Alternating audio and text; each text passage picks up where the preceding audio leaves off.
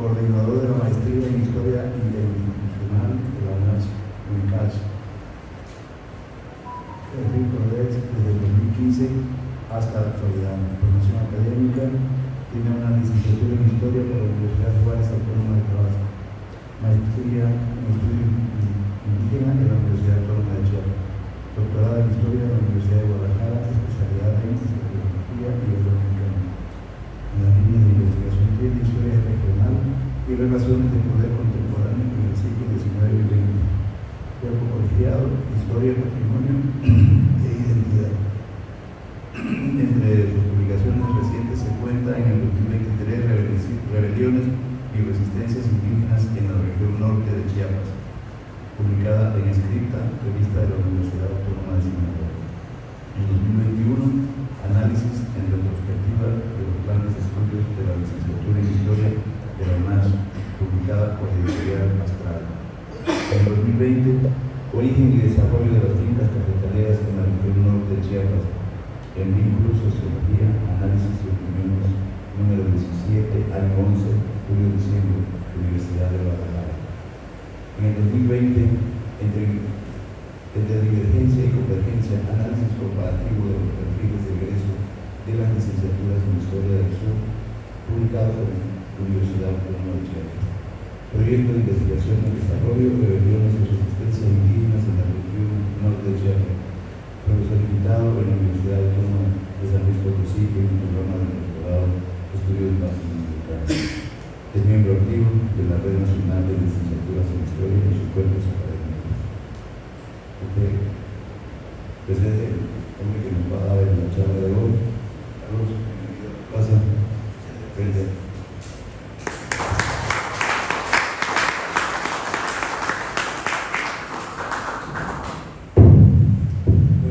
Buenos días. Antes de iniciar esta charla con ustedes y agradecer de antemano la presencia y el espacio que tenemos para poder platicar y conversar un tema relacionado sobre la historia de Palenque y sus regiones, no sin antes recordar algo muy interesante, retomando las palabras del licenciado Vera, pues es una iniciativa que se fueron comentando, bien lo menciona él, en un café, y pues creo que el tema del café va mucho más allá.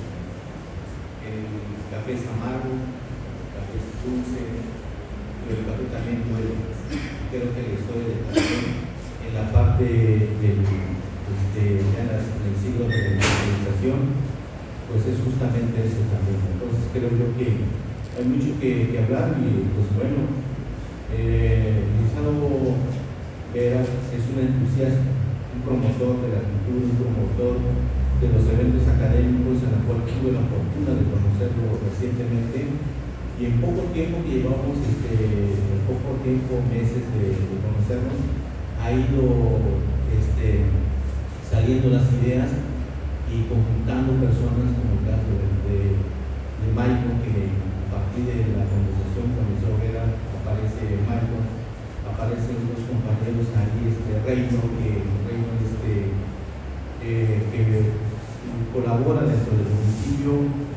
Reino fue un egresado de la licenciatura en Historia de la Facultad de Ciencias de la Universidad Autónoma de Chiapas, y entonces se fueron dando las cosas. Entonces por eso es el origen de este conversatorio, por eso estamos en este momento en este auditorio. Y entonces ojalá se repita. Hay muchas ideas, la verdad hay muchas ideas en torno a lo que se está dando, compañeros que se están uniendo desde el café, compañero que viene de Jalisco y de lejos, y de repente también es un entusiasta enamorado de esta tierra, y bueno, se está conformando un equipo grande, y tal vez en futuras conversaciones puedan crearse, ¿no? Podemos compartir lo que tenemos. Seguramente tenemos historia de nuestros abuelos, de nuestros padres, de todo esto, y es una forma de poder compartir, creo, estas historias que nos encierran. Esa es la idea. Y bueno, pues sobre todo un agradecimiento especial al presidente municipal que nos ha apoyado en estos eventos, y sin su apoyo pues tampoco pudiese haber, no se hubiese llegado a realizar.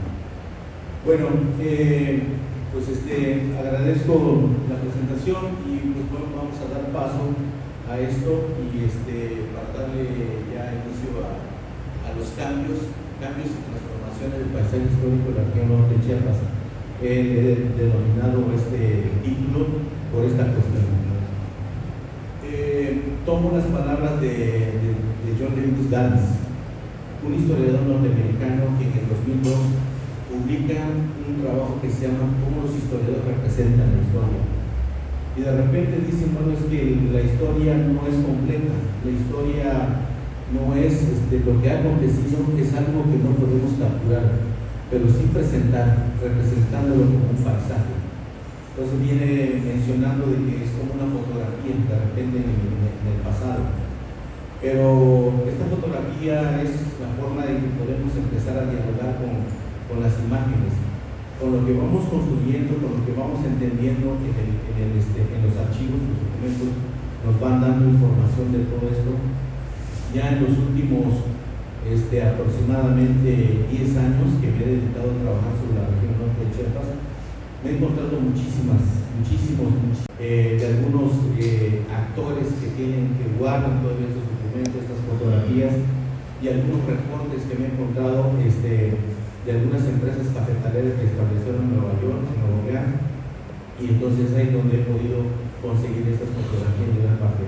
Pero seguramente ustedes tendrán con sus papás o bueno, tendrán fotografías, dibujos, litografías que puedan representar alguna. Entonces vamos a acudir un poco como los arqueólogos, ¿no? Que también leen, interpretan las piezas, y nosotros hacemos igual de esta manera con la historia, ¿no? Entonces es cuestión de revisar las fotografías para darle un contexto histórico a este tema. Desafortunadamente, volviendo a este punto de las fuentes, es una desgracia lo que ha pasado en el caso había un archivo en esta región norte de Chiapas y estaba resguardado en Tumbala. De repente hay una mala interpretación, una mala concepción de lo que es el archivo, porque consideran que los documentos pueden acusar o denunciar a los políticos. Desafortunadamente en Tumbalá en el 2012 empezó la degradación y la muerte final de este archivo. Este archivo era de los más importantes para poder entender la historia de la región norte de Chiapas. Y van a ver más adelante la magnitud que tiene esta historia. Es grande, es impresionante. A pesar de que es una historia local, regional, tiene un efecto global. Nosotros estamos, seguramente en su tiempo hablaron de esta región en Alemania, en Europa, en Estados Unidos, en todas estas partes, y les voy a demostrar al final de cómo estos productos creados en Tumbalá terminan en las grandes cafeterías de Nueva York, de Hamburgo, de Inglaterra, de grandes ciudades. Pero bueno, sin más preámbulo, pues vamos a iniciar con las primeras. Adelante, por favor. De la cual voy a hablar, ustedes se dan cuenta de esta parte de las llanuras del Golfo, que son como las dos puntas que tiene el estado de Chiapas, que están insertos como en el territorio tabasqueño. Entonces, a estas llanuras del Golfo le vamos a llamar las llanuras de Pichucato y las llanuras de Palenque. Estas dos puntas, de otra forma, es a lo que le podemos llamar como la región norte de Chiapas. Pero en este caso, divido nada más la región de Chiapas por el departamento de Palenque, ya en el siglo XIX. De esta manera es como voy a desarrollar en esta parte de la investigación en las magnetofotografías. O sea, prácticamente sería eso a lo cual estaría trabajando, hablando del municipio de Tila, bueno, que conocemos como municipio de Tila anteriormente, actualmente, y Tumbalá, Tila, Salto de Agua, Palenque, y desde luego que está incluido también Salto de Agua, Playa de Catazajá. En algún momento de repente no aparecía Playa de Catazajá, pero bueno, están dentro del territorio del departamento, dentro de la jurisdicción del departamento de Palenque. Quiero empezar con esta famosa fotografía de Serrén Chamey. Los compañeros Marco, la doctora Ana Parrilla hablaban de este personaje, e inclusive Marco presentaba ayer de cómo informa sobre la iglesia de Palenque, ¿no? Tiene un informe y de ahí una descripción de cómo era la iglesia de Palenque y cómo eran las calles de Palenque. Bueno, no las calles, la única calle que había en ese tiempo. Entonces, es una fotografía de 1959, me parece. Entonces, que se ha hecho muy famoso esta fotografía porque también está plasmado en las portadas de dos libros.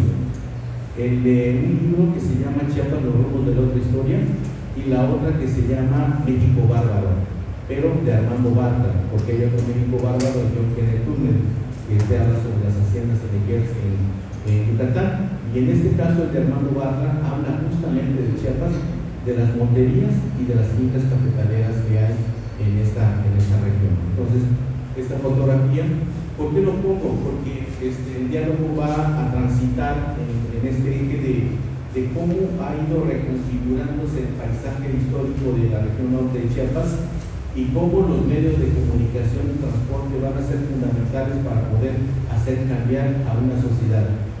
La sociedad va a girar en torno a la economía y entonces con la llegada de los españoles se empieza como a darle mayor importancia.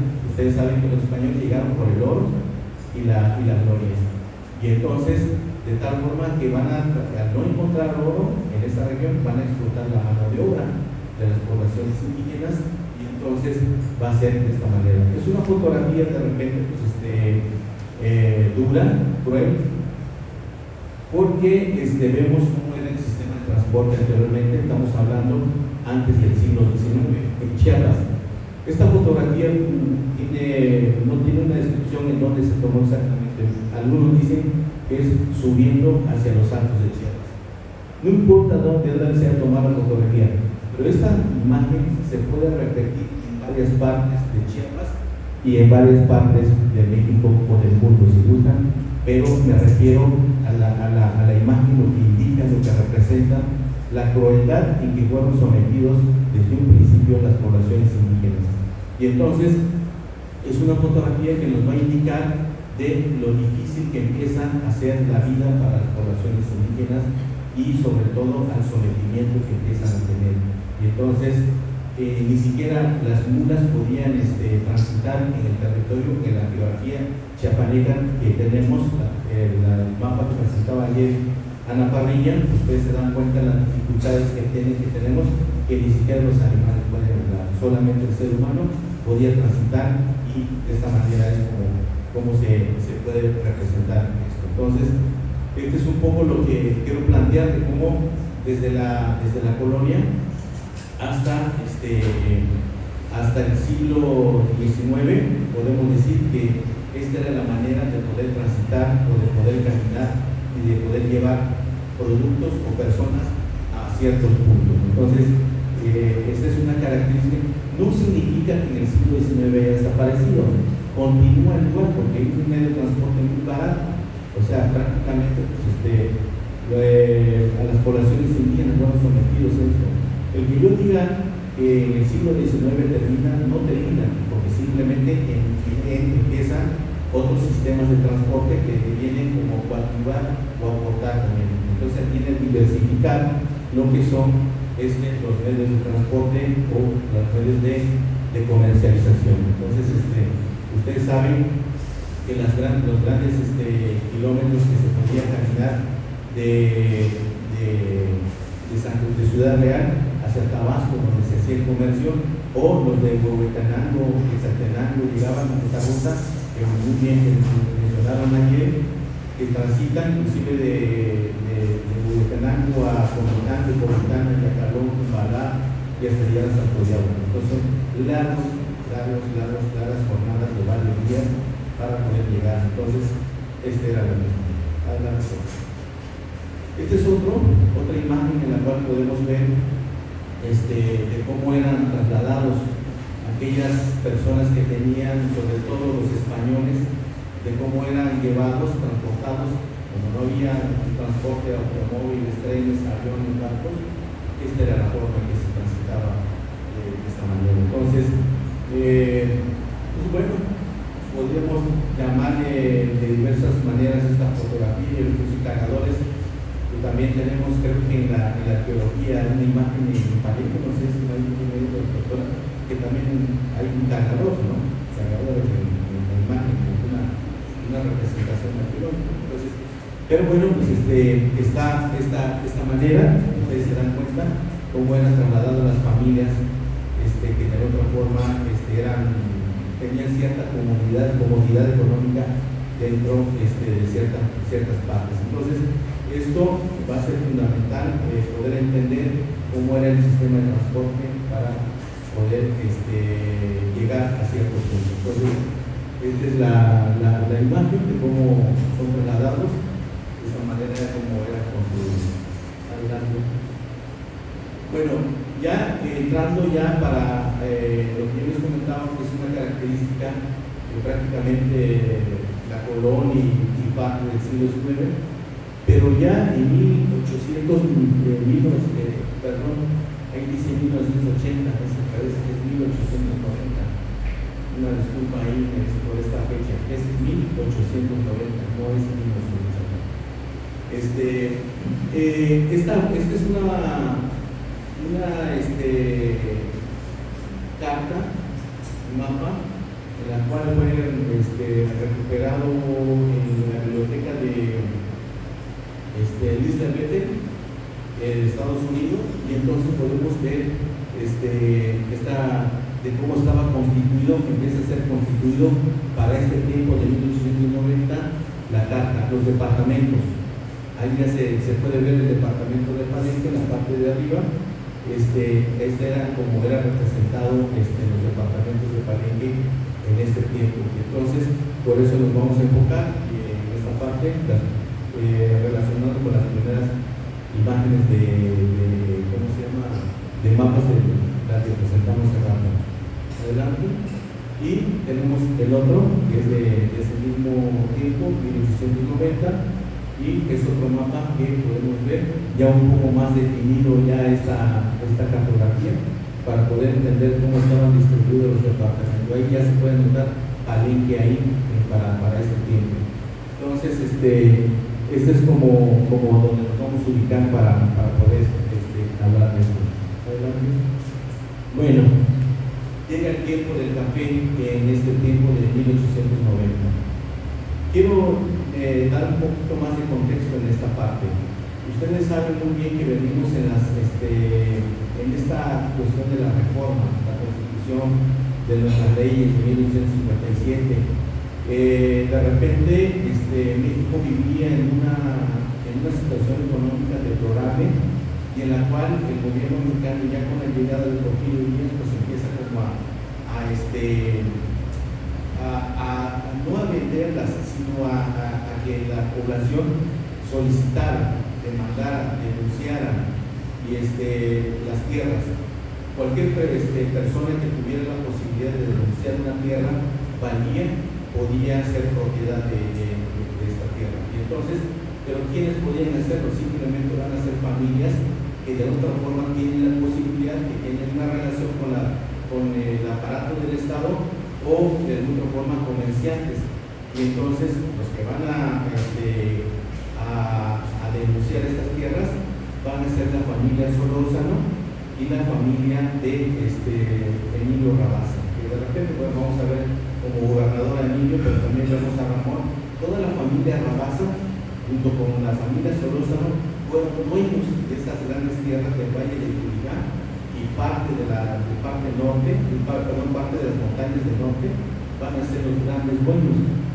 Y entonces, cuando llegan los alemanes, cuando hay una necesidad por vender las tierras, son ellos los que les van a vender las tierras, no el Estado.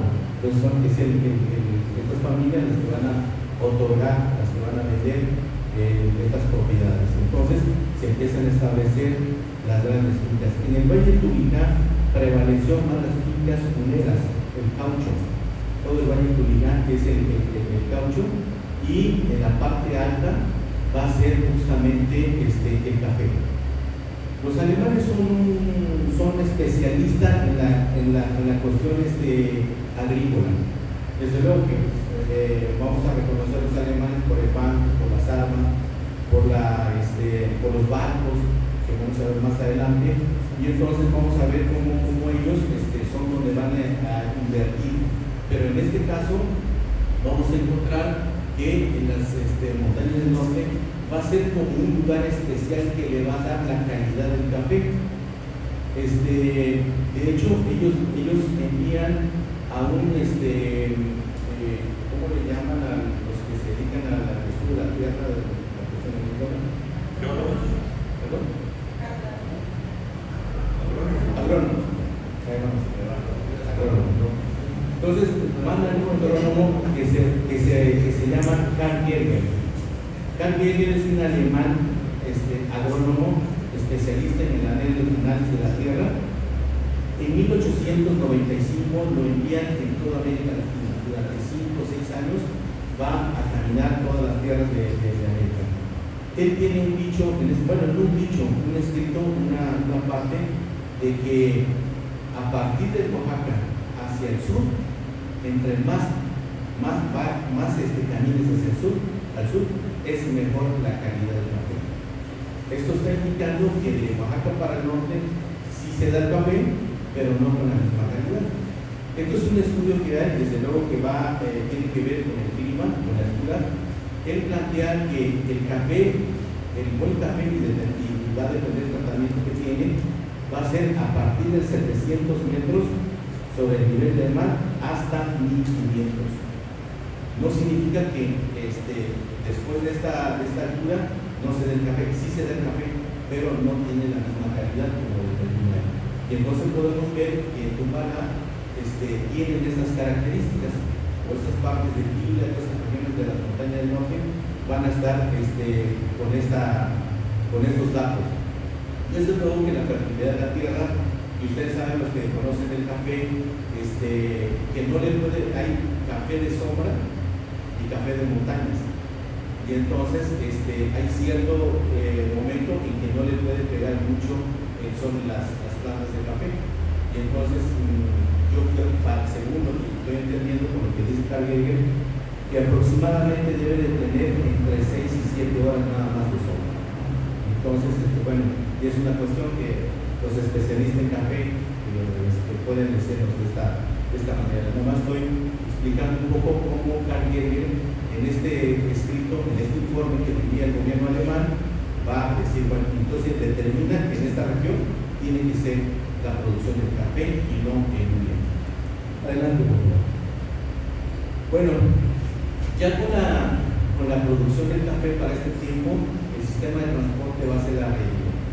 ¿Por qué? Porque van a empezar a comprar muchas mulas, animales de carga que van a servir para poder trasladar grandes cantidades de café, toneladas de café, y sobre todo en el caso de Tumbala va a llegar hasta Santoyama, que era como el puerto, digamos, de recepción del producto en este lugar.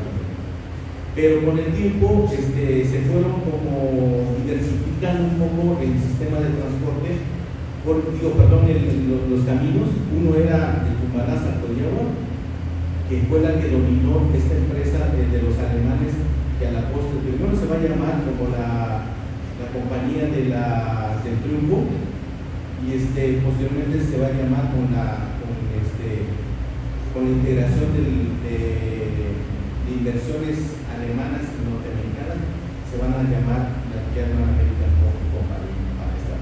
Entonces, esta compañía llega a tener 9 fincas cafetaleras que van a llegar inclusive hasta cerca de Aguasur. Pero van a llegar otros competidores también, dentro de los cuales están una familia norteamericana, de la familia Morrison, es Morrison, Newell Morrison, van a ser las familias que van a tener, y van a crear la compañía que se llama la Nueva Alianza. Ellos van a tener lo que es la Alianza, Esperanza y Aguasur. Estos lugares van a ser importantes, ahora se han convertido en ejidos. El caso de Esperanza, ahora se llama Esperanza Morrison, está adelante antes de llegar a Tumbala, ¿no? La parte baja. y entonces podemos ver cómo se va transformando. Yo tuve la oportunidad de ver todavía, de visitar Esperanza Montezón hace 12 años, y estaban las maquinarias ahí, quedaron abandonadas las maquinarias muy pesadas, que aún no entiendo todavía cómo llegaron a esas maquinarias. Pero bueno, desafortunadamente la población los limpió, los fierros estaban en los convirtieron en fierro mío, los vendieron por kilos, ¿no? Desafortunadamente valía mucho más el significado histórico que tenía, porque podían realizar estudios en torno a esto. La que todavía tiene maquinarias y monedas, todavía usan fichas y monedas, va a ser la finca de la Primavera.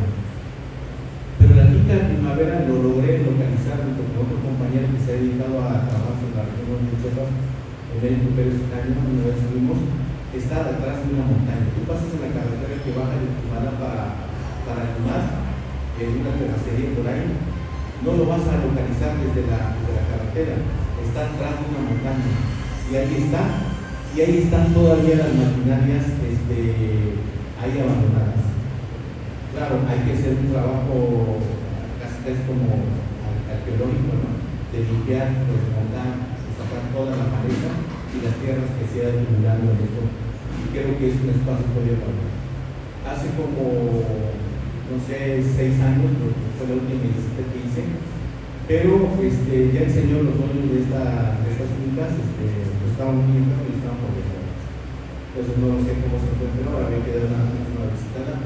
Pero, y entonces, como este sistema de transporte, la venían a partir de del lomo de los animales, se va a trasladar grandes cantidades de café que van a llegar a Salto de Agua, y otros van a pasar de Tumalá, pasan por Agua Azul y se conectan con Palenque, llegan a Playa de Catazajá y llegan hasta Campeche, en la laguna de Términos, y en otras ocasiones quedaban hasta el río Usumacinta, en esta parte, para poder conectar con el Golfo, ¿no?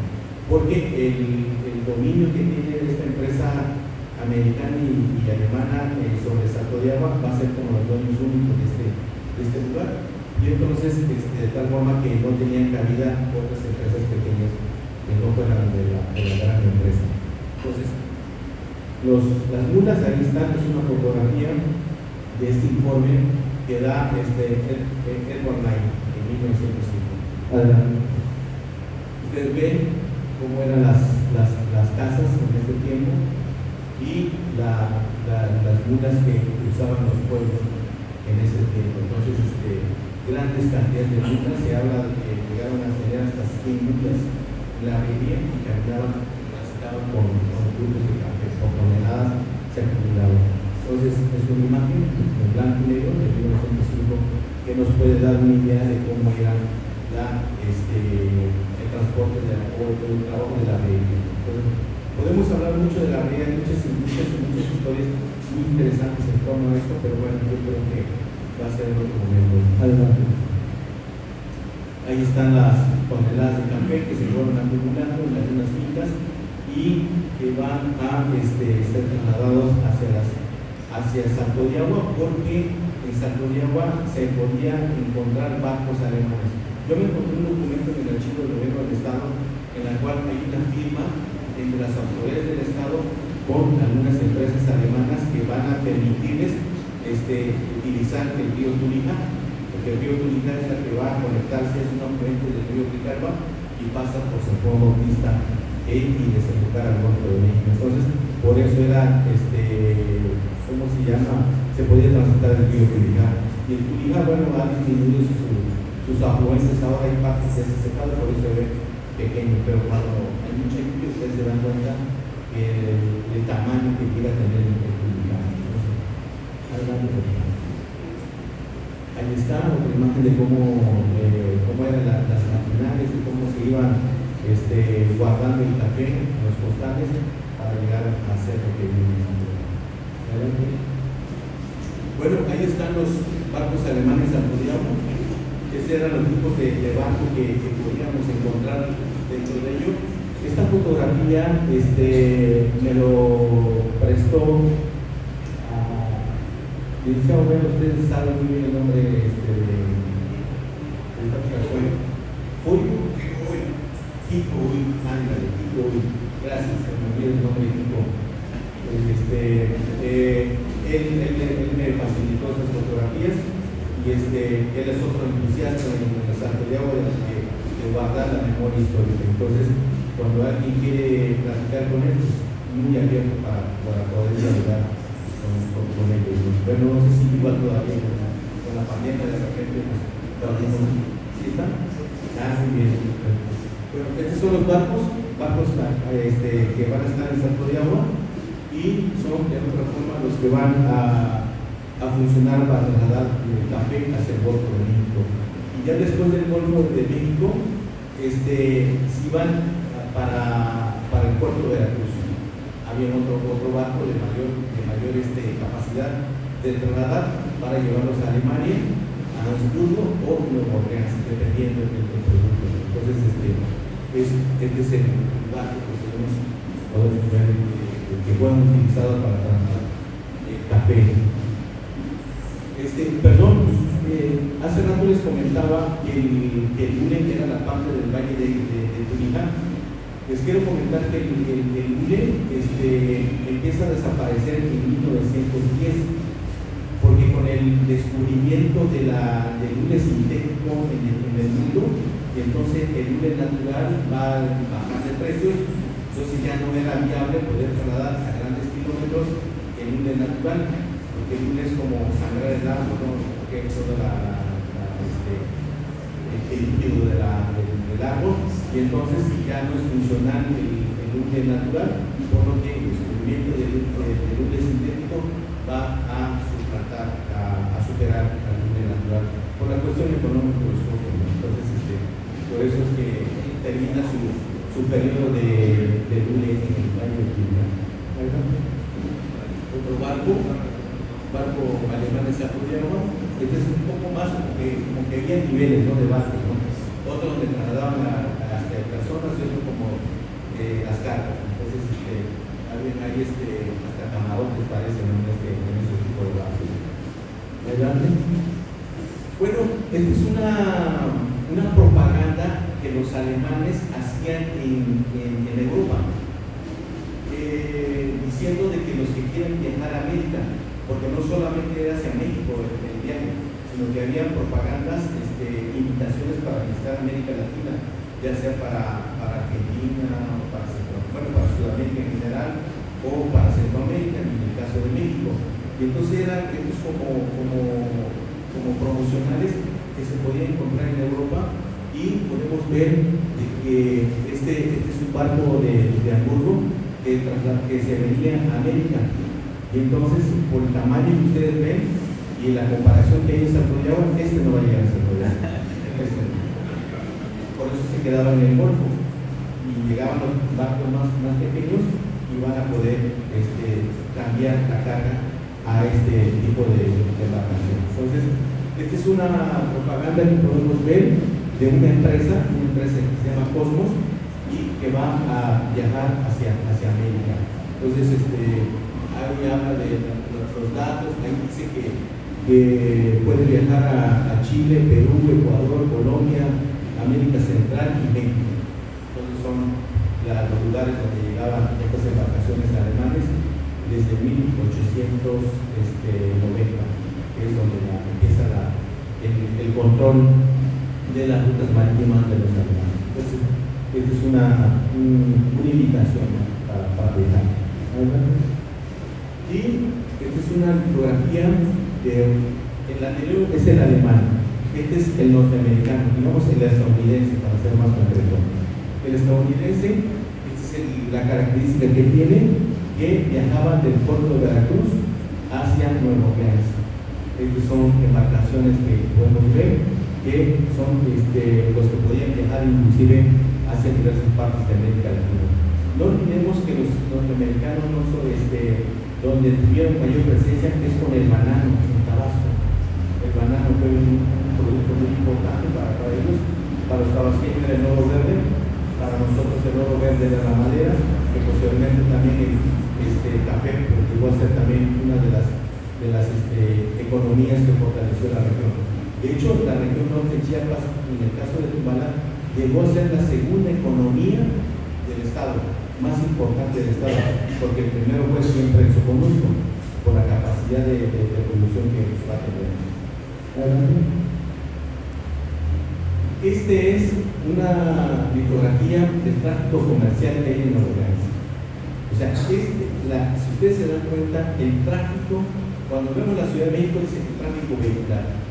Pero vemos en Nuevo León, en 1900, podemos ver que el tráfico era de barcos, de embarcaciones.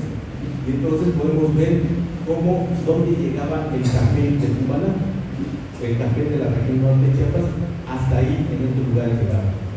Y entonces, para que vean que sí podemos hacer una historia regional, por eso les comentaba, hacer una historia regional tiene que tener un impacto global. Y entonces, de esa manera es como tiene sentido esa historia, porque no solamente nos leemos entre nosotros, puede leer alguien más que viva fuera de la región y puede entender el impacto que puede tener la economía socioeconómica de este espacio.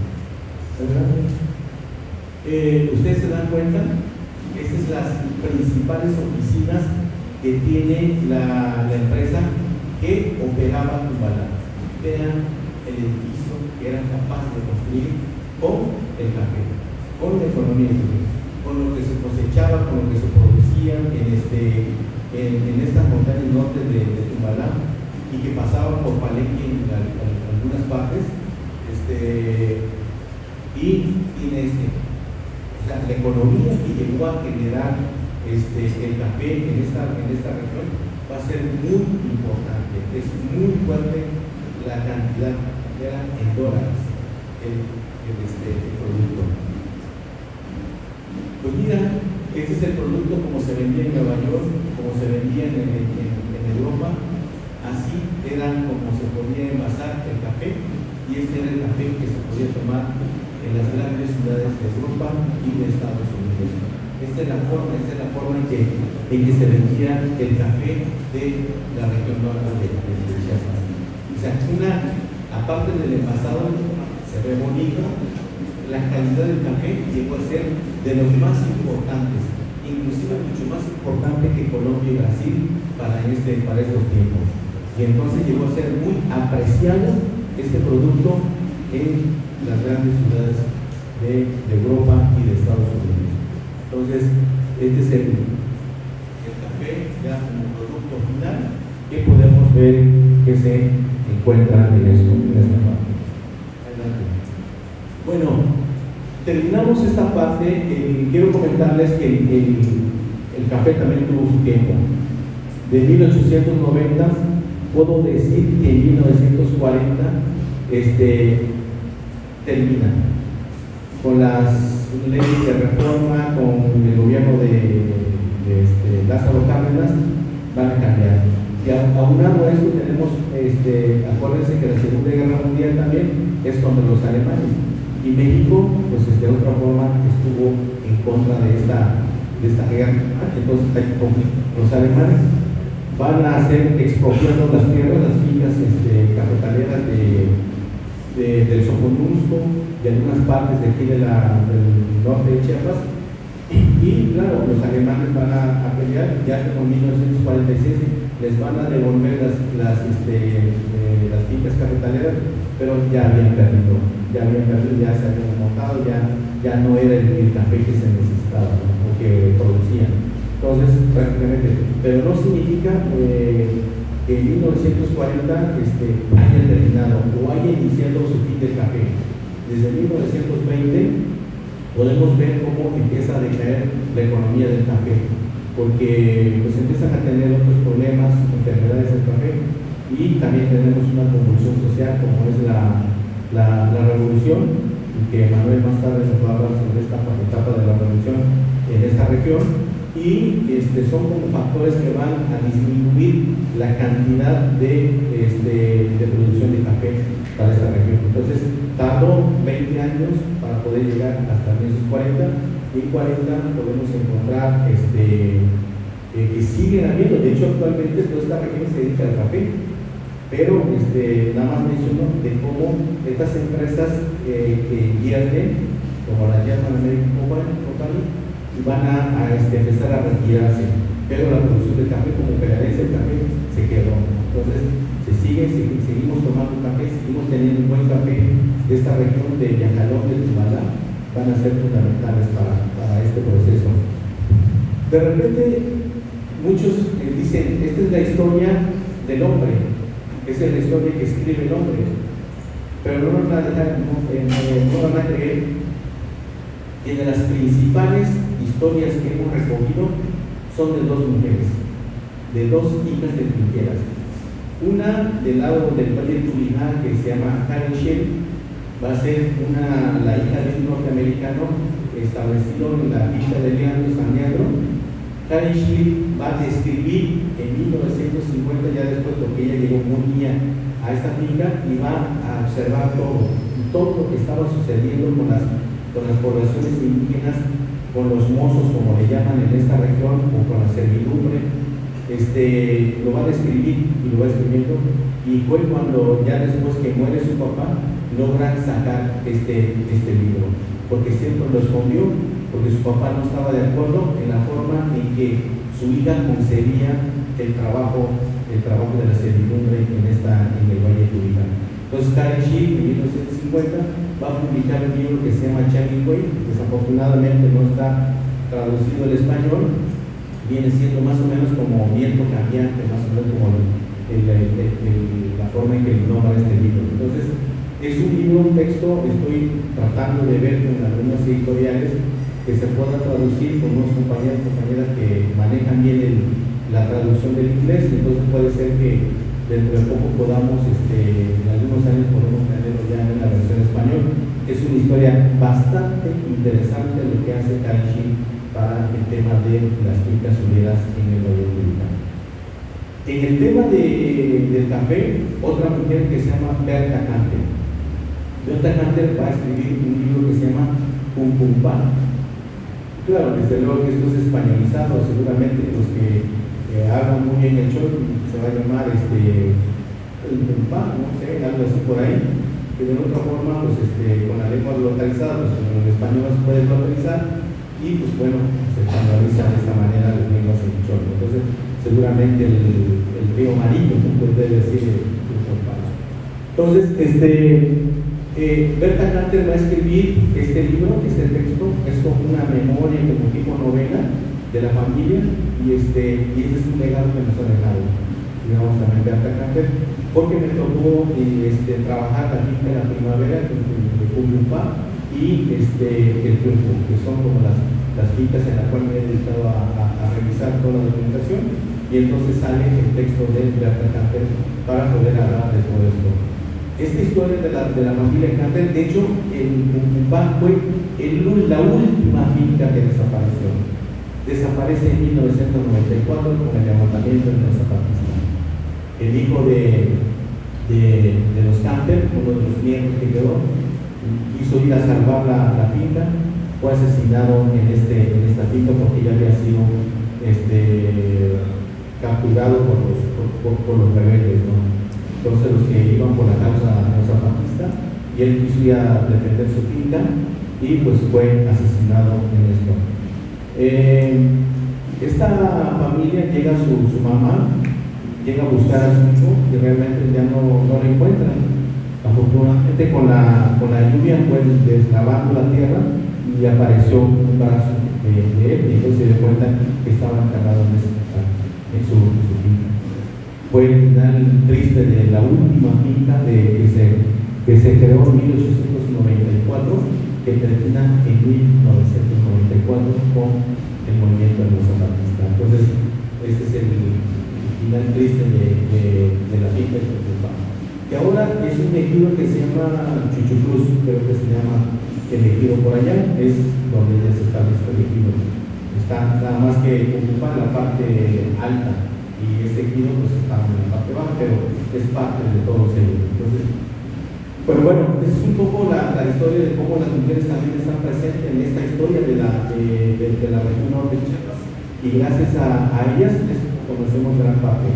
Hay algunos historiadores que mencionan que, no voy a mencionar nombres, que seguramente lo conocen o llegaron, pues somos compañeros, hemos trabajado, pero entre historiadores de repente hay cosas que no coincidimos, ¿no?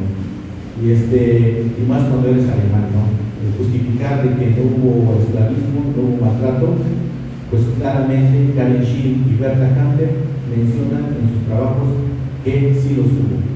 Y entonces no hay documentos desde luego que en la cual hubo, pero sí, de hecho, los movimientos que se generaron es porque hay un trabajo excesivo y maltrato hacia las poblaciones, sobre todo los mozos, como le llaman la población de esta región.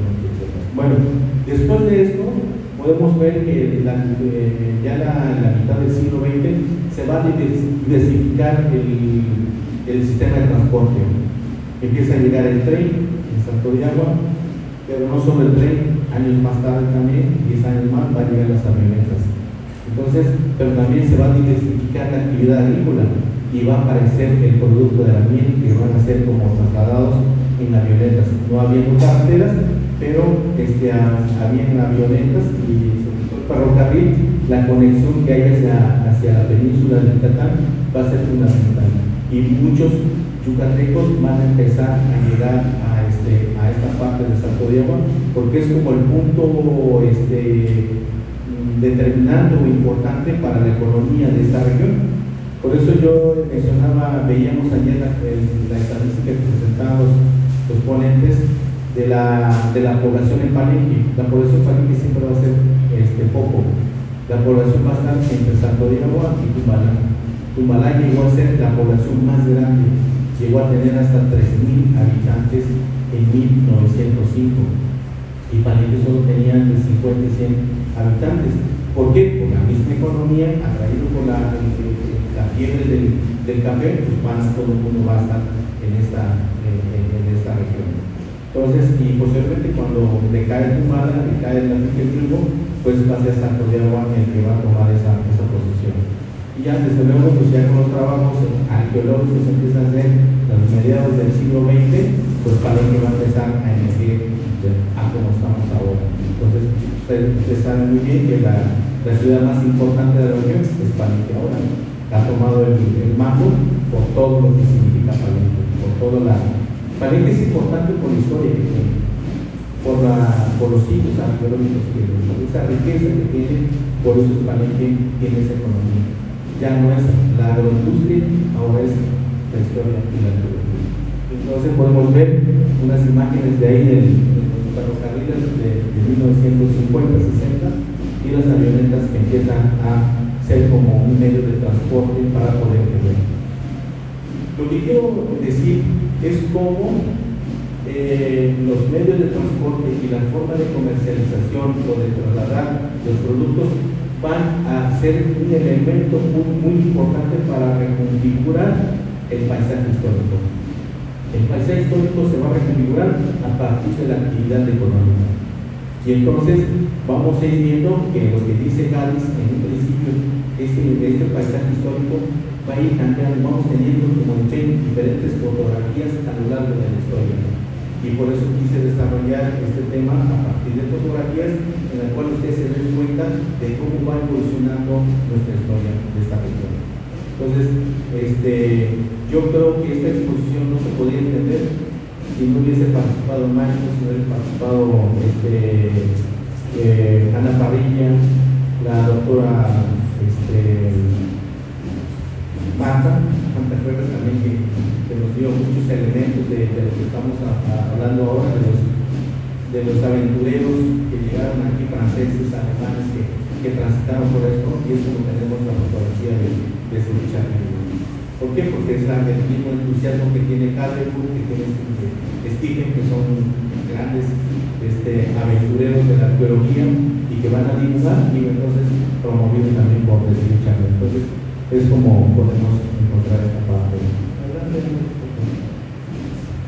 esta manera es como quise platicar con ustedes. Desde luego que quise hacerlo a través de la fotografía, pero seguramente quedaron elementos dispersos por ahí que tal vez no alcancé a profundizar, pero si lo podemos conversar, podemos platicar y podemos interactuar, eso puede enriquecer mucho más en el momento que necesitamos para poder vernos dentro de esta historia a la que hemos contado.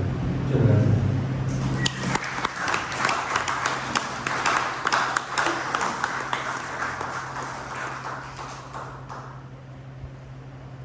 Bueno, si alguien tiene una pregunta, el tiempo. Me gustaría hacer otra pregunta y ya les paso el micrófono. Nada más, nostálgicamente bien, cuando yo nací en una finca cafetalera en la Pala del Chacaná. Mi papá era caporal junto con mis tíos y pues aprendí muchos procesos hasta encontrar café, amarrar café, ¿no? Y voy a pedir al maestro Ángel que puede pasar una foto del producto de café que se sacaba en ese entonces. La cajita. A la cajita, claro. Esa, sí, ven que hay ahí en el café. En el 91 nosotros, como veníamos a dar pláticas de piscicultura rural de autoconsumo a comunidades, nos mandaron a Tumbala, a un proceso. Y para llegar a Aquila no había una carretera como la que hay ahorita, era un lodazal. Se nos aplastó la camioneta y nos quedamos a dormir toda la noche a la orilla de la carretera. Logramos ver un quetzal todavía en el 91. Después ya me enteré que en Aquila y en Tumbala existía una danza del quetzal. Y les vamos a preguntar sobre eso y nos decían a las personas que estaban ahí que gracias al café esos animalitos se habían conservado y una vez que las fincas cafetaleras fueron quitadas, desapareció. Ahorita nada más quedan las colas del quetzal que tienen algunos hermanitos soles allá arriba, los cuales todavía rememoran la danza del quetzal, ¿no? Entonces, por ahí tenemos libros de Infonavit que hablan sobre la historia, por ahí este doctor de uno de ellos. Y es bonito, ¿no? Ver muchas fotos, dar más fotos de eso. Y pues muchas gracias por recordarnos que el café por parte de nosotros y que las injusticias que vivimos por parte de los pueblos que vinieron en el 94 se les regresaron como espejos, ¿no? Porque hubo muchos abusos también por parte de nuestros pueblos hermanos, pero fue respuesta, fue el riesgo del comportamiento que habíamos tenido. ¿Puedo preguntar de una vez? Adelante. Más o aproximadamente cuánto tiempo realizaban que en aquel tiempo Tumbala era como la cabecera económica de la región. ¿Cuánto tiempo un arriero llevaba el café de aquí de Palenque a Tumbala en las mulas que comentan?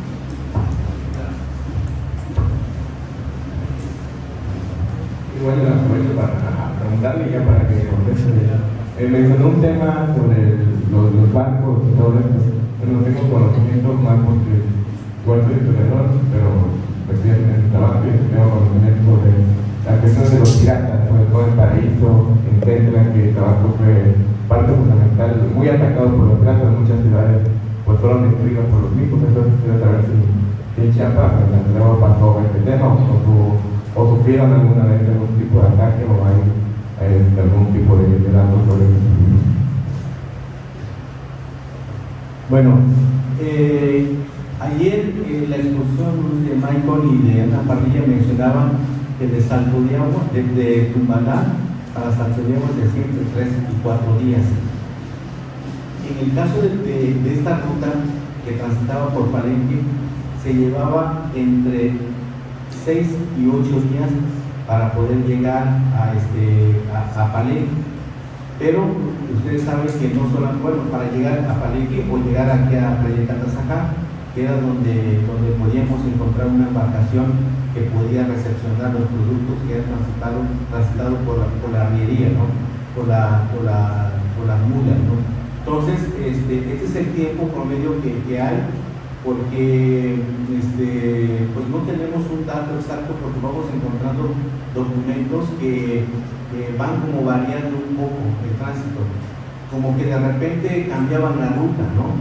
Y entonces sabemos que los pueblos como Palenque recepcionaban muchísimos arrieros, y entonces dejaban ahí, y estos arrieros de repente con el tiempo se volvieron como compadres, como parte de la familia, porque se quedan por 2 o 3 días, porque pernotaban, descansaban. y entonces se hacían como grandes amistades en el tránsito. Entonces, este es lo que se conoce ya para llegar a Palenque entre 6 y 8 días en el tránsito para estos lugares. Otra cosa, bueno, tomando un poco el tema de los piratas que suena, ¿cuál es tu nombre? Edgar. El pirataje en esta parte del Golfo, de alguna forma, en la época de 1700, más o menos, por ahí del siglo XVIII, o un poquito antes, sí llegaron a incursionar los piratas en esta parte del Golfo. Pero ustedes conocen muy bien esta geografía que tiene el territorio mexicano, es esta parte. Entonces llegaban a esta parte del Golfo y entonces empezaron a controlar más. Pero el pirataje llegó mucho más allá. Antes de zarpar hacia Europa, están las pequeñas islas en el Caribe, y ahí se establecían los piratas. No solamente los piratas, los bucaneros. Decíamos que los bucaneros también se dedicaban a esto, pero realmente los bucaneros se establecieron en pequeñas islas y vendían carne. Actualmente conocemos la carne ahumada, el queso ahumado, todo esto es como una herencia de los bucaneros, que son de alguna forma más bien de Holanda, de este grupo, que son los que van a vender productos. Antes de ir a Europa había que comprar comida, o antes de entrar al territorio ya de América, se compraba comida igual. Entonces ellos eran los grandes, vendedores, comerciantes, comercializaban la carne y el queso. Entonces, más bien los bucaneros tenían. De ahí podemos encontrar filibusteros también, corsarios. Desconozco la actividad de los filibusteros y de los corsarios, pero sí podemos ver que el pirataje se dio un poco más en el Caribe, porque el Caribe servía como para poder llegar a Sudamérica, Centroamérica y México. Va a funcionar un poco como el Mediterráneo europeo. Tenemos nuestro Mediterráneo europeo aquí, como un conglomerado de islas, como Haití, como Cuba, que van a ser fundamentales para poder recepcionar a los que van para Europa o los que vienen para acá. Lo mismo pasa para ir a Estados Unidos, ¿no? Habían recorridos en esta parte. Entonces la vida comercial del Caribe va a ser muy importante también en esta parte, un poco saliendo de las regiones para poder llegar a estas islas y tiene esta función, un desarrollo económico fundamental para el Caribe. Pero los piratas sí capturaban las grandes cantidades de productos, algunas veces, y entonces eran asaltados. Por eso se crearon grandes embarcaciones como las que presenté, la de los alemanes, la empresa Cosmos, y ustedes se van a dar cuenta que el tamaño entonces era mucho más difícil de poder asaltar una embarcación de este tamaño. De hecho, cuando se hacen los galeones de Manila, también es por eso, también para poder zarpar en los mares tan difíciles, pero también para evitar también la piratería. Por eso se hacen grandes los barcos, las embarcaciones que van a transportar, digamos, el producto del café o cualquier otro producto que tenga que ver con Europa. ¿Sí? ¿Alguna pregunta más? Sí, adelante.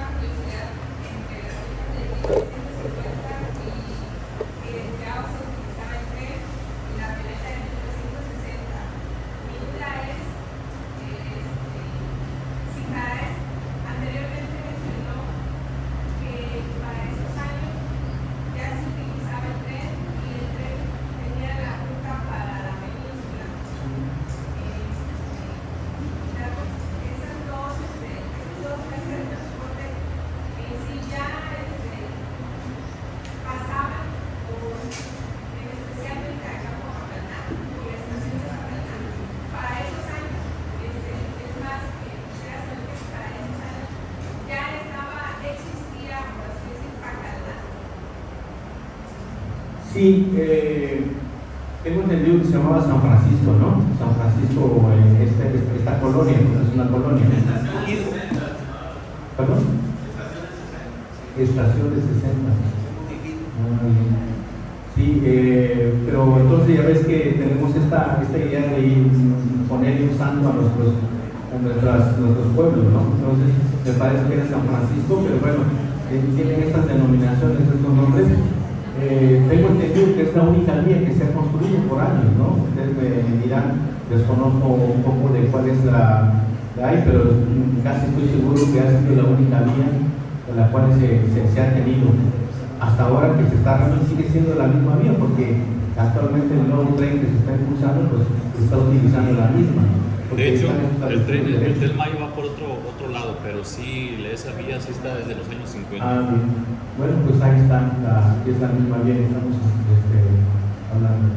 Sí, sí, conozco que la vía desde hace mucho tiempo yo me refería a si la ruta del café en sí decía y bajaba el tiempo. Bien, ya como en grandes cantidades, como mencionamos, como llegó a ser, seguramente se empezó a ver el mercado en Pateco, el mercado de Mérida, va a ser como el más importante. Entonces, la venta no solo del café, porque empezó a diversificar el producto, y seguramente fue un medio, porque me acuerdo muy bien que aquellos agricultores o caficultores enviaban sus productos a Mérida, como que ahí estaba como el mercado de recepción para poder trasladarlos a otras partes. Lo mismo pasa con la miel. Antes de la abeja africana, que era un producto bastante importante también, pues va a tener grandes cantidades de cosecha y era hacia Mérida. No entiendo por qué hacia Mérida y no a Veracruz, pero sí Mérida era como el punto importante para el comercio. Entonces como que van cambiando el punto de comercialización. Y entonces, ¿por qué? Porque creo que, no lo sé, tal vez establecieron las empresas. Hay una reconfiguración del mercado. Lo mismo pasa con el ejemplo que tomando esta parte de lo que mencionas, de cómo cuando decae el café, en la población española empiezan como a llegar en Chiapas, en Palenque y en otras partes, en San Cristóbal, ya en el siglo XX estamos hablando, ¿no? Empiezan como a irse, se empiezan a dedicar al comercio. Y entonces, los mismos que de alguna forma familias de españoles, de alemanes, son los que van a poder adquirir las avionetas, sobre todo como para poder llegar a diversas comunidades a recoger el producto. Y entonces hay un cambio de estrategia comercial. Pero bueno, pues van a ser, y ustedes se dan cuenta, hay algunas familias en Palenque, conozco a varios, que provienen de Tumala. De hecho, la migración general viene de Tumala hacia acá, Santo Diego hacia Palenque. Todos, el punto importante, porque como yo mencionaba hace rato, Palenque va a tener importancia, va a ser muy importante económicamente, y entonces el punto es Palenque. Entonces, en este tiempo que menciona a la mitad de los 50, Mérida va a ser como el eje polarizador, el eje importante económicamente para la agricultura. Todo lo que se hablaba y se transportaba tenía que tener el equipo. Sí, yo creo que porque también era un antecedente de mercado, ya también se quedó, ¿no? Sí, bueno. A usted. Adelante.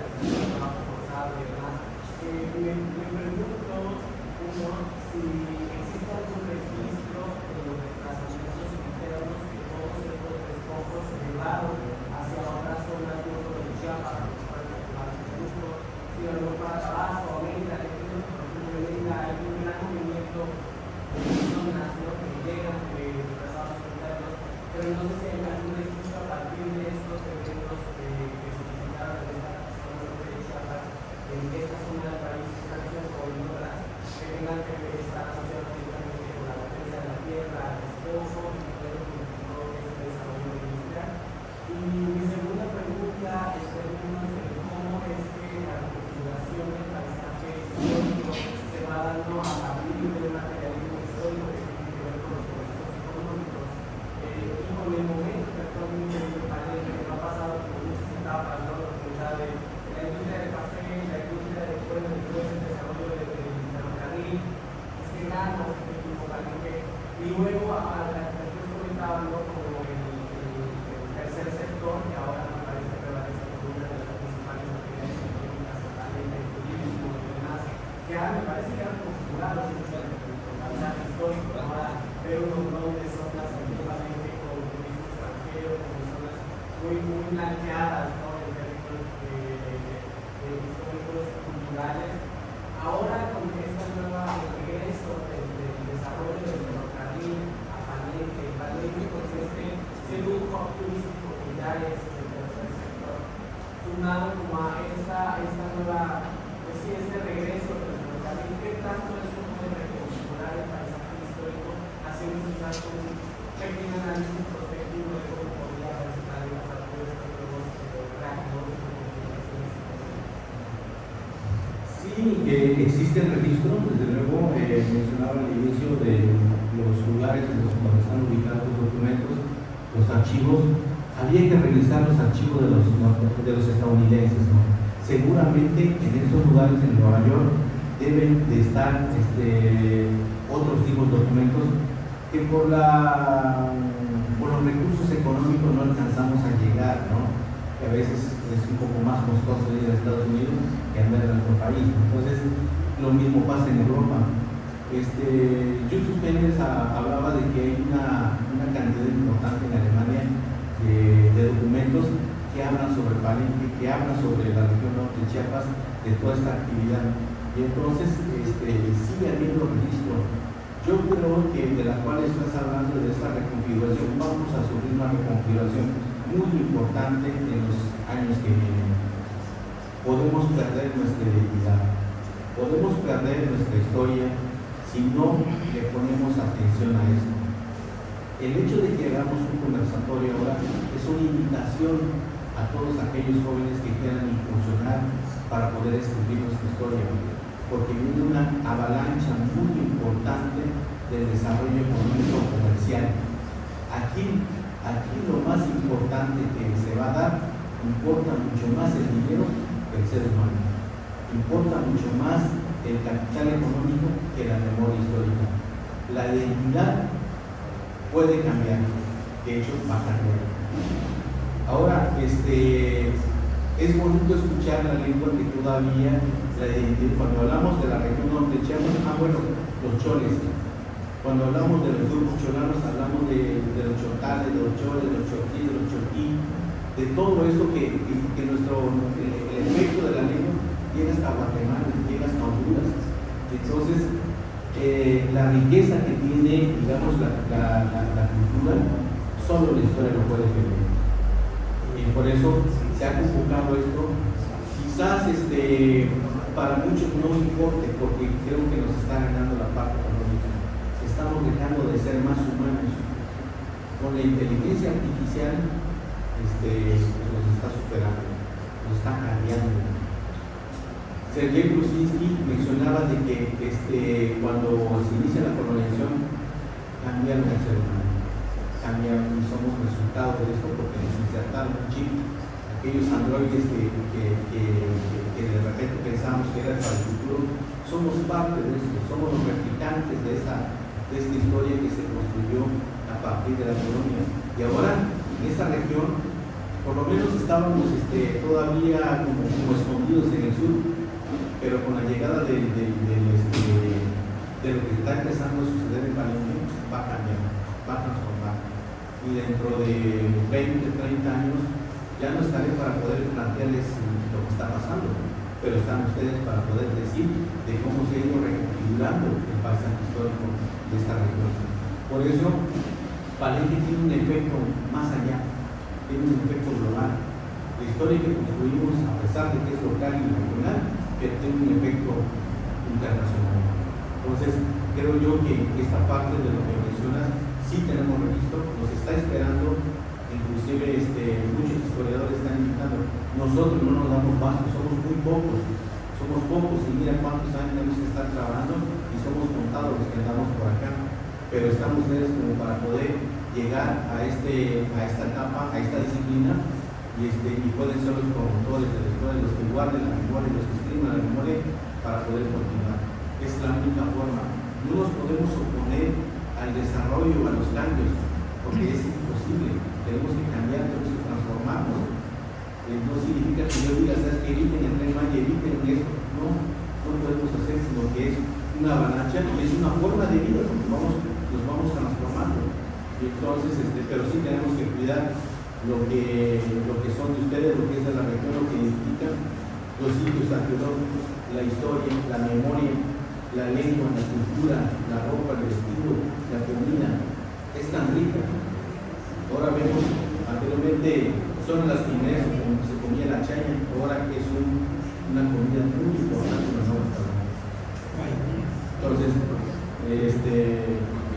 cosas que podemos estar mencionando muchos ejemplos de lo que presentamos, pero bueno, creo que es esta la invitación que podemos darles a ustedes, porque pude haber dejado informaciones que no mencioné, porque bueno, lo que hemos trabajado por años, difícilmente en poco tiempo podamos hablar, plantearnos, exponer. Sí, adelante.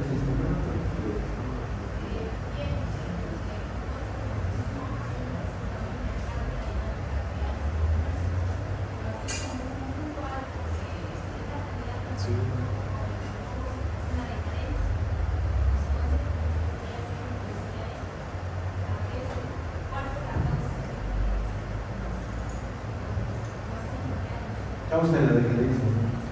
Pues como mencionaba, en los años 40 pues, vamos a tener varios eventos.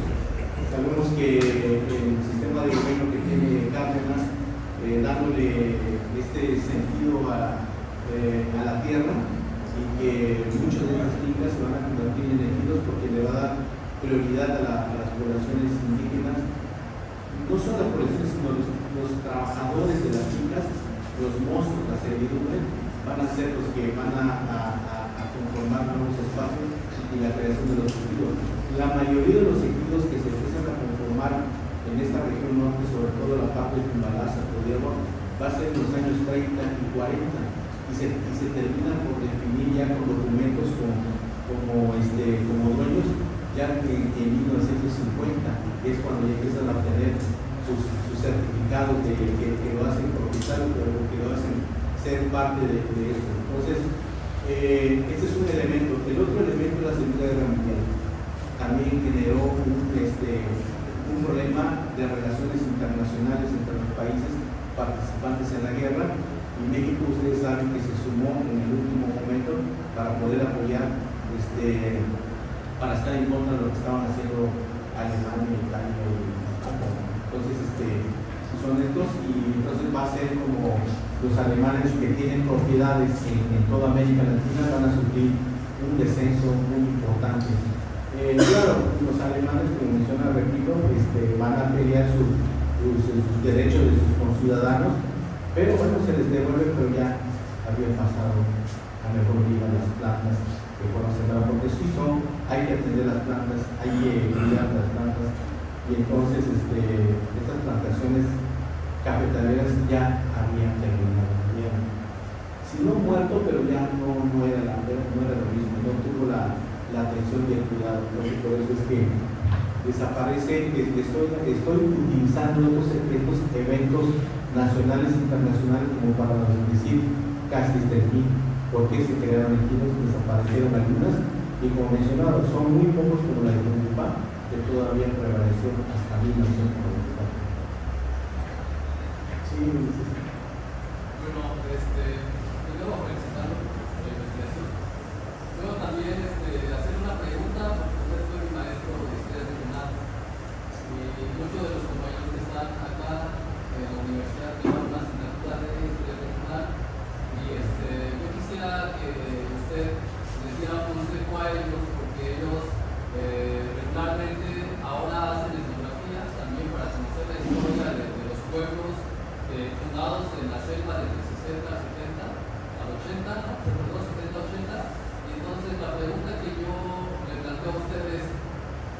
este conversatorio, ¿para qué? ¿Cómo se acuerda usted del libro, aquellos libros famosos de historia de para qué? Gracias, Ulises. Bueno, también me da muchísimo gusto ver mencionaba hace rato, solo mencioné de Reynol, pero Ulises es egresado de la licenciatura en Historia de la Universidad Autónoma de Chiapas, de los jóvenes que pues han trascendido y fueron alumnos muy aplicados en su momento. Buenos, me da mucho gusto que hayan recibido el mensaje, hayan captado el mensaje, hayan entendido y hayan interpretado el mensaje, porque eso es lo más importante. Reino es otro egresado de ahí que también me está apoyando en este evento.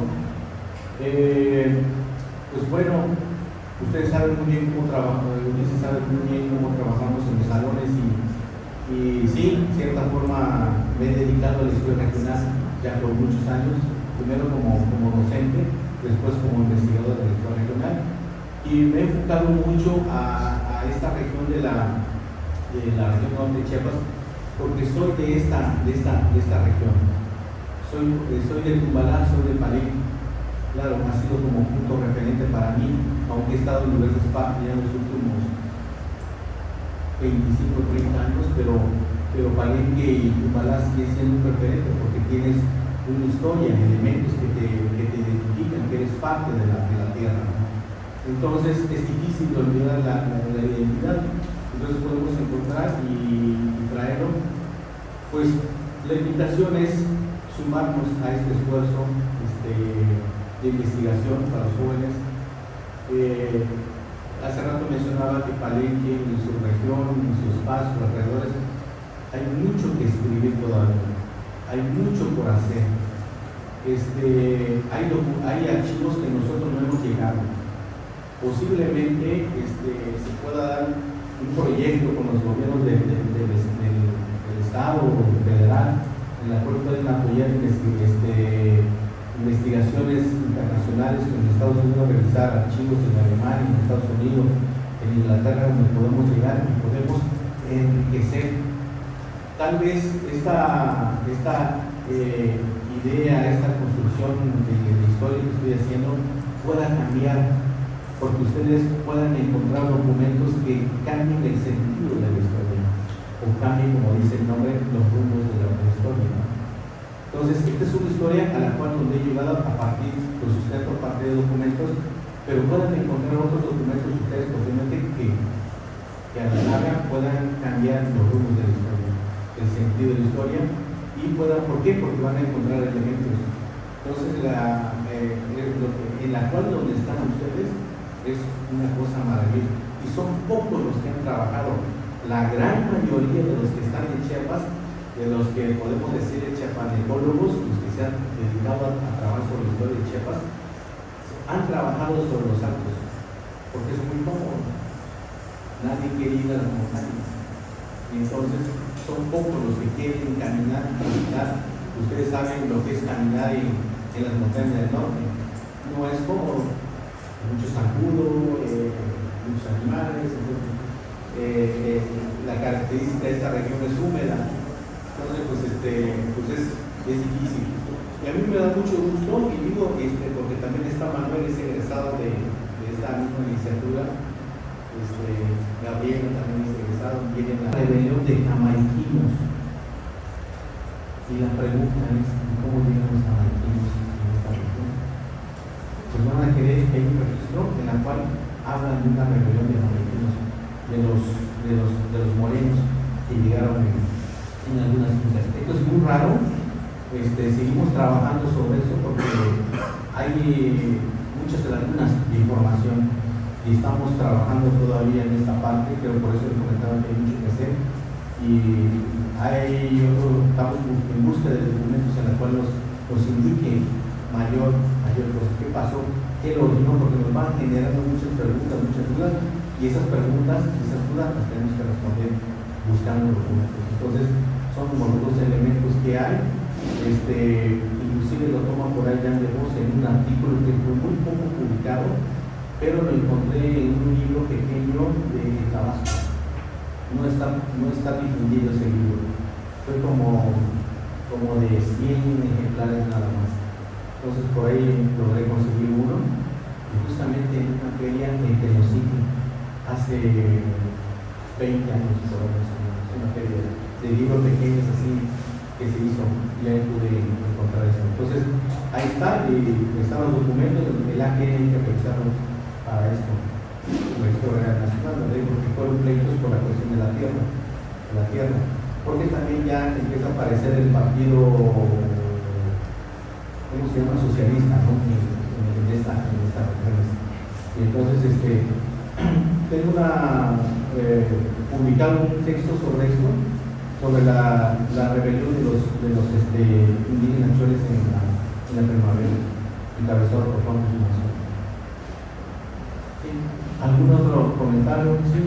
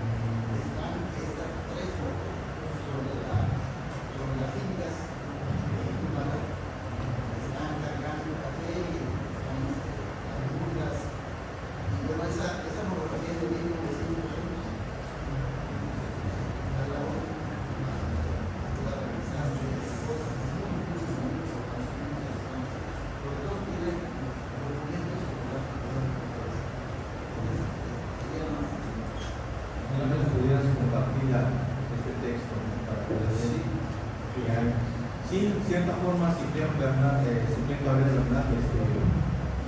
ha publicado muchos textos es que Tabasco Villahermosa ahora tiene mucha información, muchos documentos, porque también se hizo comercio de Ciudad Real a San Bautista.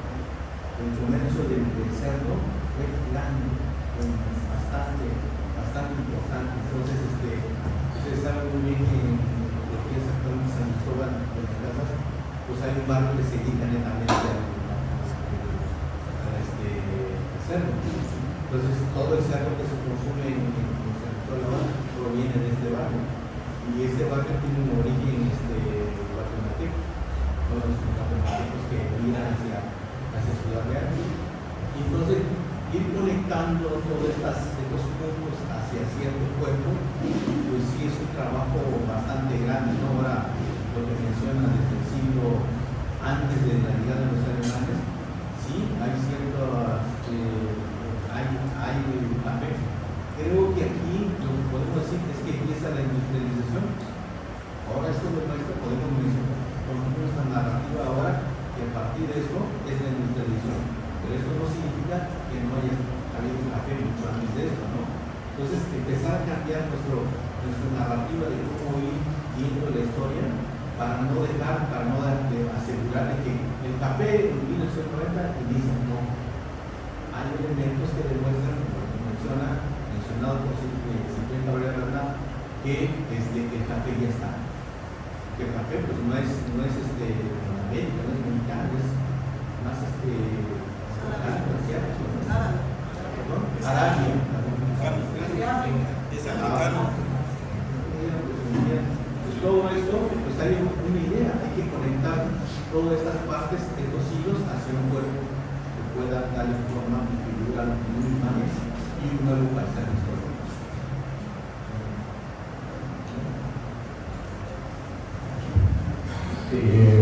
Pues no, antes de pasar el reconocimiento para el profesor Ulises, creo que el próximo mes va a estar el doctor Carlos Martínez Azarte Neuja, que es uno de los próceres de la historia nacional, y va a estar, creo, el doctor Raimundo Soberano, que igual es uno de Tabasco, de los más importantes que va a haber un taller. Y cuanto a cuestiones de archivo, para cualquier ciudadano que quiera, el actual del Archivo General de Tabasco es el doctor José Luis Campepón, es fue mi profesor, entonces cualquier información o acceso a él está en toda la disponibilidad de darles acceso. Hace poco tuvimos un taller ahí sobre restauración, cosas de paleografía, entonces están las puertas abiertas. Creo que los historiadores nos podemos ayudar en cuestiones de fuente. Le doy paso al maestro Michael para que le entregue el reconocimiento.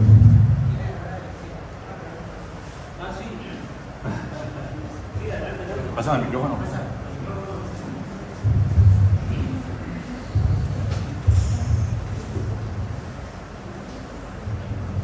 Muy buenas tardes ya, buenos días. Mi nombre es Carlos Contreras Bautista. Agradezco mucho la invitación que me hizo el licenciado Rubén a este evento. Estando aquí en este seno, me recuerdan por ahí en el año 2001 cuando tuvimos una reunión de salud en la cual no teníamos escenarios como los compañeros. Estaba Cerveta 45 y estaba, bueno, con la yo estaba pensando ahorita decir que mi intervención podría ser cuando el estudiante despierta. La gran riqueza que viene, que tiene la zona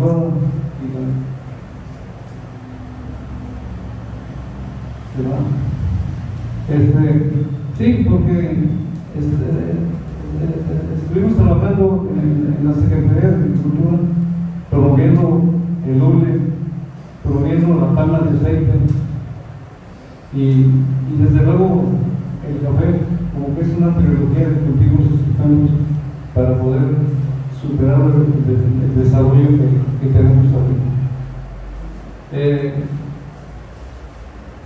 Yo estaba en el año de que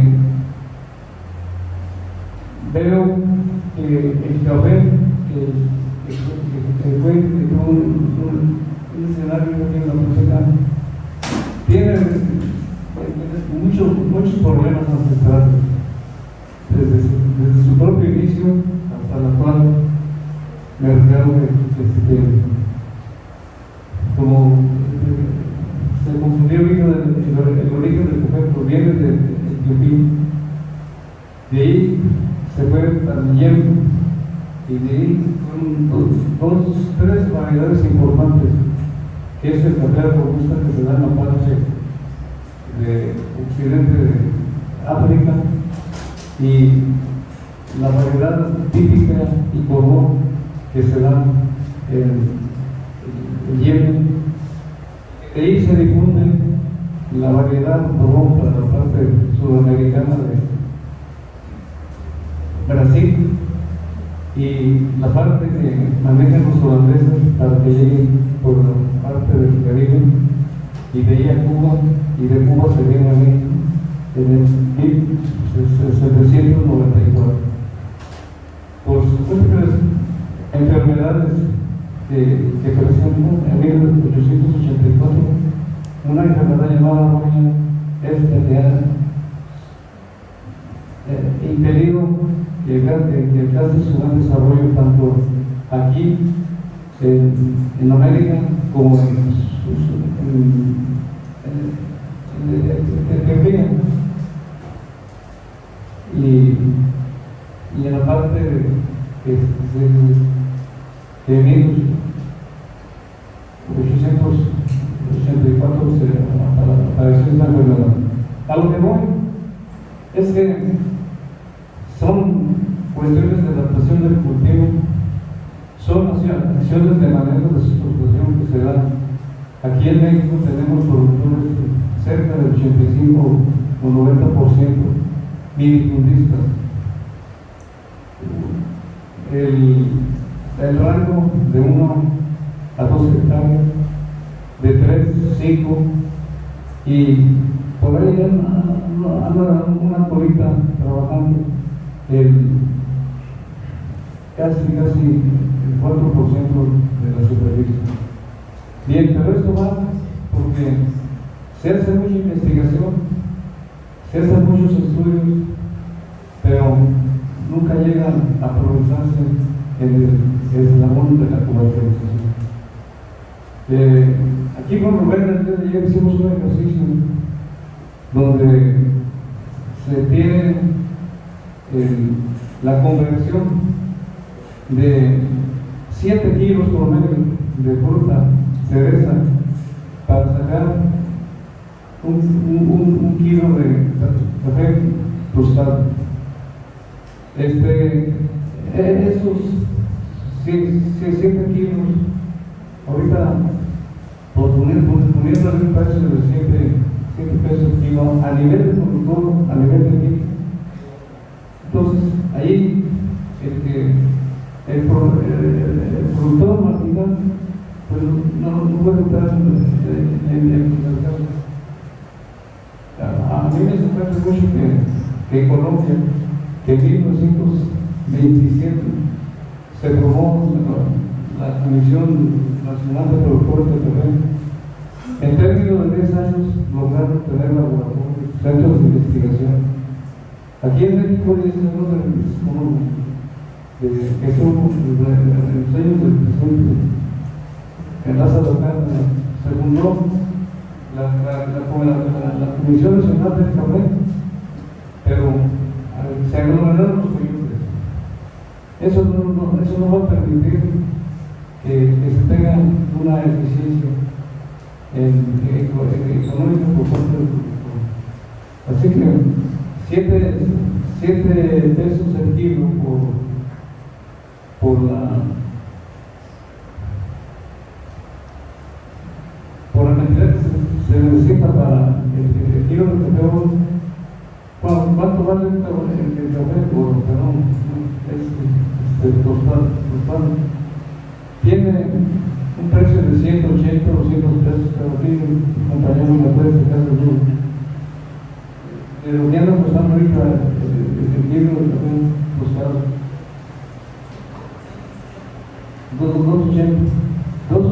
280 se lleva en la fase de costado ya despaquetado de venta contra los 100 o 300 pesos que se queda el productor. Entonces, no me quiero extender mucho, pero cuando se tuvo mucha esperanza también en el tema, el lunes en la cual pues falta el mismo síntoma de la organización. Dijo un gran investigador,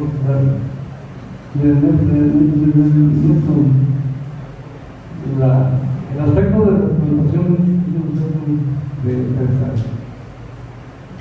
de modo de que las baterías deben de irse en el aspecto organizativo para lograr los mejores beneficios.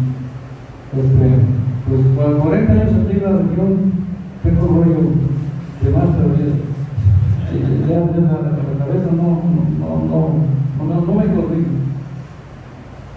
Pues quiero felicitar y mi inquietud es extender de que todas las tesis, todos los proyectos siempre terminan en el rollo económico. Lograr a través de proyectos de ingreso económico que sobre todo están en el campo. No ha cambiado, siempre ha sido objetivo que tienen tesis, estudios, programas, partidos, organizaciones y nunca hemos logrado superar esas decisiones. Pues yo ahorita soy un gobierno y voy a tratar de colaborar aquí con Roberto para seguir platicando esta temática. Muchas gracias y disfruten mi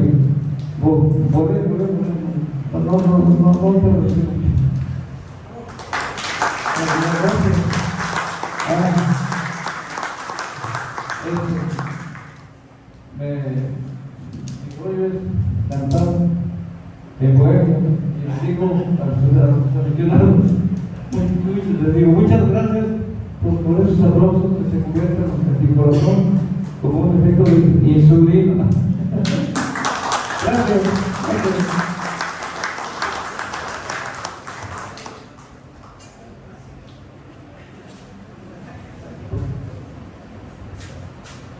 Bueno, pues ya sin más preámbulos, quiero llegar al reconocimiento al doctor Carlos Marcos Vázquez por esta gran ponencia.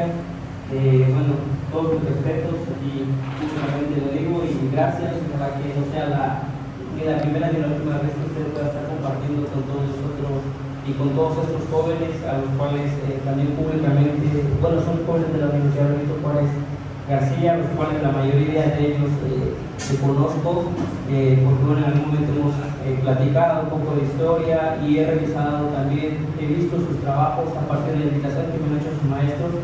Y bueno, como usted lo dijo, no, ellos son también nuestra esperanza y son parte del equipo que nosotros ya estamos esperando, porque han hecho gran investigación etnográfica ahora en las comunidades y creo que esos resultados de sus trabajos también habría que darle divulgación, difusión.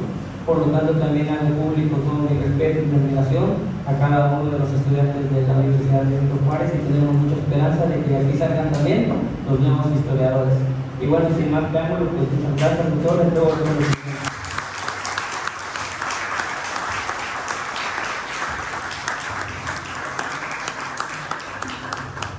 Bueno, pues hemos terminado la primera ponencia.